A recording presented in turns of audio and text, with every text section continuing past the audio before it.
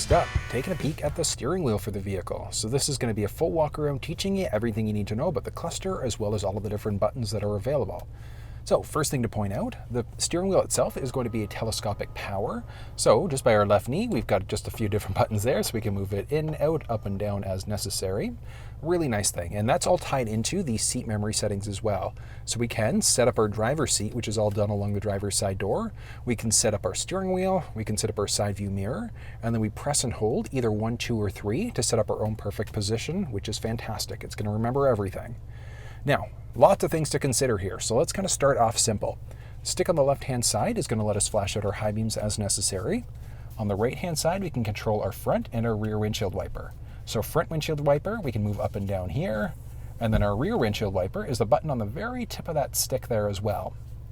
We've got our paddle shifters inside of this thing, so our minus button on the left, plus on the right-hand side, so we can easily adjust gears as we'd like to, again, which is fantastic. Now, one thing you might just be able to make out, so we've got, let me move down a little bit, so a little bit of an interesting look there. So you see this little part right above the very top of the steering wheel. What that is essentially going to be the hands-free driving system. So we've got 2 little cameras that sit on the outside there, and they actually watch our eye gaze as we go. And what that means is that essentially this thing is hands-free driving. So we can have our hands doing well, with the exception, you don't want to be texting while you're driving, but at the same time, it is nice to know that we can drive with our hands on our laps. So in Canada, we're strictly going to be looking at the 400 series highways. Down in the States, various interstates that are going to be available for that as well. But it's not standard across the board, but it is available as an option. But so many different things to look at. It's like, where do you even start? Start simple. Along the top left-hand side, we can either change between songs, radio stations, etc. So you can see as we move across, it's jumping us between all of our different presets that are available there. Now, if we do a press and hold, it's actually going to let us seek out and change stations that way instead. So like, let's say if we were on like FM, for instance. So we're on FM, we press and hold and watch the FM counter there. So there we go. So we can use that in order to seek out instead. So you've got a few different options. We've got our volume rocker there as well. So up and down. Oh, that's actually, why don't we 94.9. Tuning to FM 94.9. Aha. All right, let's try that again. You will never walk alone. Okay. You can always That is half volume, and it sounds incredible. Incredible band, incredible sound. We do have the flexibility of, so we can go up and down there in order to be able to increase or decrease the volume as well, which is fantastic. And then I push this button there, and that's going to be for the voice command prompt, but I kind of jumped the gun on that one. I'll get to that one in just a second. Let's bring you up a little bit more here. So series of other things. We've got our adaptive cruise control system. So we turn the system on by pushing this button there. Actually, I've got to get the wheel out of the way again. There we go. So we push this button along the very bottom right-hand side, and as you can see, adaptive cruise on or off. The system's on, and we can tell it's on because we've got this car showing up there as well now. So we've got a distance indicator. How close or how far do we want to be away from the vehicle that's in front of us? And it's really cool. You won't be, I don't think you can see it from your vantage point, but we've got our head-up display there as well. I'll have some B-roll showing up there, but we do have the flexibility of having all that information showing up in our heads-up display as well, which is fantastic. I love it. So good, so good. All right, bring you back up again there. So we've got the flexibility of adjusting how close or how far are we away from the vehicle in front of us. I want you to think of it like that 1 Mississippi, 2 Mississippi rule. We've got our lane keeping system as well. So we can see that keeping system turns on, but it doesn't actually activate until we hit about 64 kilometers an hour. It's going to go green when it recognizes the lane markings. And then as we start to veer over into a lane without signaling, it's either going to gently nudge us back into our lane or give us a steering wheel shake or a combination of both, depending on what we've done in that middle screen. So that's a very different system than what's going on with our Blue Cruise, so that hands-free driving instead. But so many different options. We can toggle that system on, off very, very simply as well. Same idea with that lane keeping system. We can turn that one on or off if we don't like it. But other things to point out, along the right-hand side now, series of other buttons and options, and that's going to go through this little cluster screen there, but we'll get to that one in a second, because we've also got the flexibility here, so we can either answer or hang up on a phone call.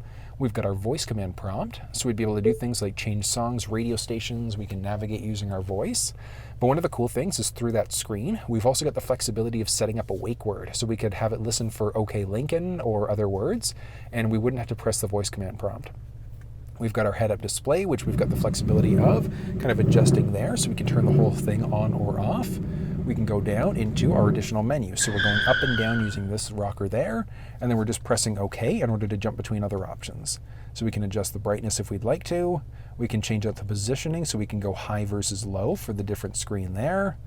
We've got our content. So what do we want to show? Do we want to show our kilometer still empty, our driver assistance settings? So even things like the navigation will actually show up in the heads-up display, which is phenomenal. I like jumped the gun, which is phenomenal. I love it. Moving back and back again, we can get out of that main screen. Now, a series of other options. We've also got our audio there, so we can change between AM, FM, Sirius XM. If our phone was connected, that would show up as an available source. If we had a USB stick with MP3s, that would show up as an available source. So quite a few options available. We've got a navigation button on the bottom right. We can look at my home, previous destinations, favorites, point of interest icons, which is kind of nice. So if you want to look at like point of interest icons nearby, we can look at gas stations, food, ATM, etc. We hit OK. Obey And a traffic second there. laws. Be alert and use Puts it voice on the map. commands while driving. Puts it in the cluster. Turn right and then turn Puts it in the left. heads-up display. So it's kind of neat that it throws it all over the place. If you can see there, it's not the full navigation screen that pops up, like the full map, but it is actually, it gives us a little bit of a map view there, which is kind of nice. And then as we go, we've got the flexibility of kind of muting out if we want to. We can cancel this whole thing out as well, and that just cancels the route. So we could do it through there. We could also do it through the sync media screen as well. It is kind of nice, but we've got our previous destinations there as well. So we've got a few options available. Back again brings us back to the main screen. And then on the very bottom left-hand side, we've got a little settings button. We can change out the display so we can show miles per hour as well, or instead. There we go, we've got a little split screen there. We can add our tachometer to the view, which, let's go back. I love it. Nice little split screen.